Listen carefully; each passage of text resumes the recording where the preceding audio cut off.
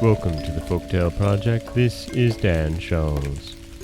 Today we have our final Halloween folktale of the week, and this story, much like our first, is not a tale of scary monsters and ghouls.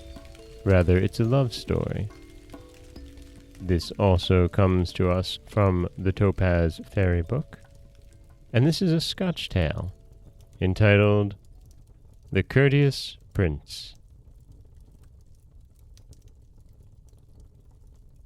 Once upon a time, a bonny prince fell in love with a lassie who was nobly born, but not his equal in rank.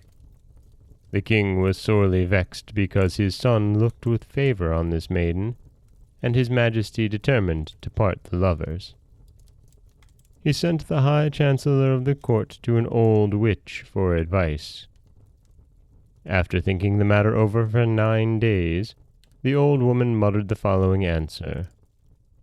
"The lassie will I charm away till courtesy doth win the day." "I'm not quite sure what the old hag means," said the king. "But if she'll get this maiden out of the prince's sight, I can arrange for his marriage with someone of his own rank." In a few days the lassie disappeared, and the prince could find no trace of her. He was very sad indeed, and declared if he would not marry his own true love, he would remain single all his life.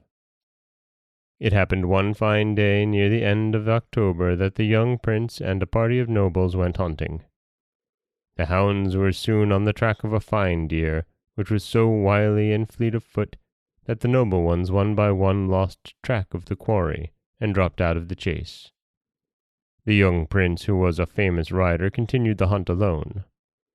Miles and miles over the low hills he galloped until at last, in the depths of a wooded glen, the exhausted deer was brought to bay by the hounds and dispatched by the prince. Not until after the prize was won did the royal hunter realize how dusky it was in the glen, and how threatening the evening sky looked. He felt sure he was too far from the palace to retrace his journey. Besides, he had lost all sense of direction. He threw the quarry over his steed's back, whistled to his hounds, and rode slowly down the wooded valley, wondering where he could lodge for the night. "Little sign of hospitality in this lonely place," he mused. "Perhaps I'd better make the best of it, and find shelter in one of the rocky hollows." On he rode in the gathering darkness. A turn in the valley brought him to a stretch of moorland, and, a little distance away, he saw the dark outline of an old, deserted hunting hall. "A cheerless-looking inn," thought the prince. "No doubt one will have to play host as well as guest there. However, I have my trusty hounds and my noble steed for company, and the quarry will furnish a good meal for all of us." He leaped from his horse and walked up to the old ruin. With very little effort he broke open the door. The creaking of its rusty hinges made strange echoings throughout the hall. The prince led his horse into one of the small rooms. Then, with his hounds, he went into the large dining hall, where he lit a fire on the great hearth and proceeded to cook some venison for supper. While he was waiting for the meat on the spit to roast, he listened to the rising wind, which moaned about the gloomy old ruin and rattled the doors and windows unceasingly.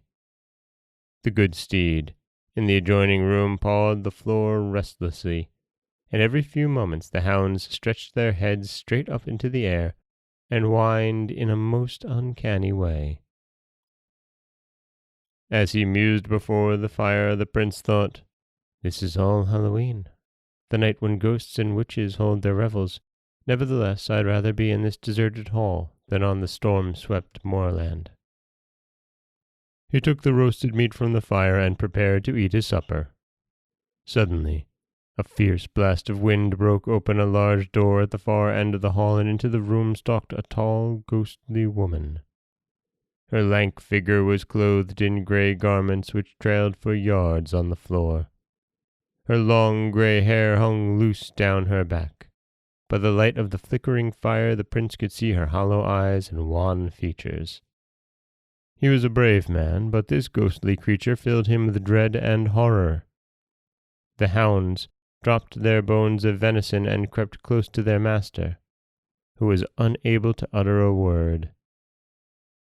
Slowly, down the hall, the grey ghost glided to the prince, and pointing a long, bony finger at him, she asked in a hollow voice, "Art thou a courteous knight?"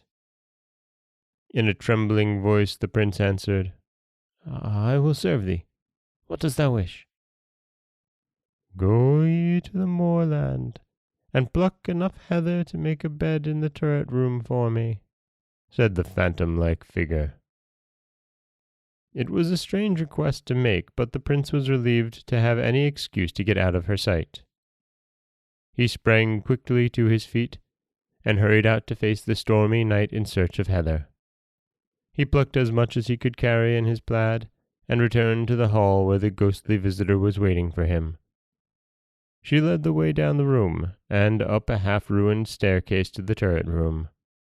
Here, the prince spread a heather bed for her, and covered it with his plaid. When it was finished, she pointed to the door and dismissed him. "May you sleep well," said the prince courteously. Then, cold and weary, he descended to the hall and lay down to sleep in front of the dying embers of the fire. When he awakened, the bright sun was shining in the windows.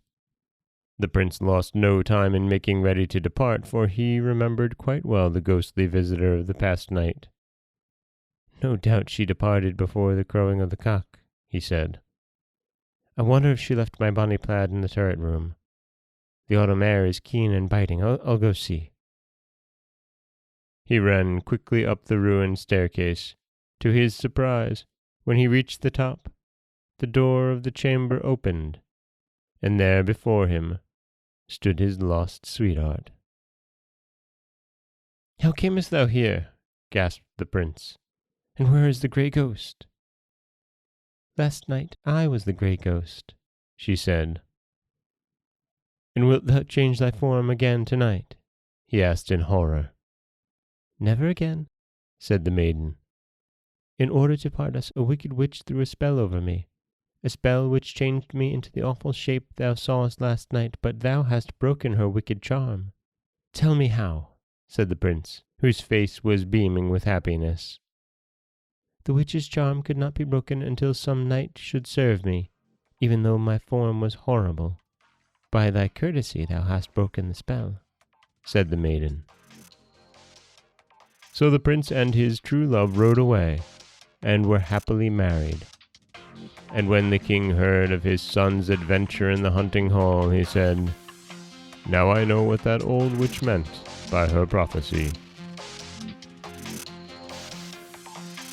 And that is The Courteous Prince. Once again, a love story that happens on Halloween. It's a wonderful way of trying to excuse the presence of a ghost, isn't it? And it's still just a nice little love story. I do love at the end of this how the prince, he seems to know his folklore, doesn't he? When he asks the maiden if she's going to change back into that horrible shape once more. He's read this story or heard this story before. This is Dan Scholes for the Folktale Project. Don't forget that you can subscribe to the podcast on Apple Podcasts, Stitcher, Google Play, Overcast, anywhere you like to get your podcasts. You can follow us on Twitter at Folktale Project.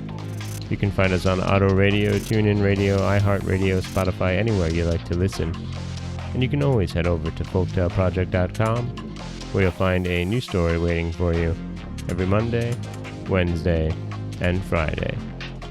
Don't forget that if you'd like to help support the podcast, you can always head over to patreon.com/folktaleproject. Next week, we'll be back with 3 new tales.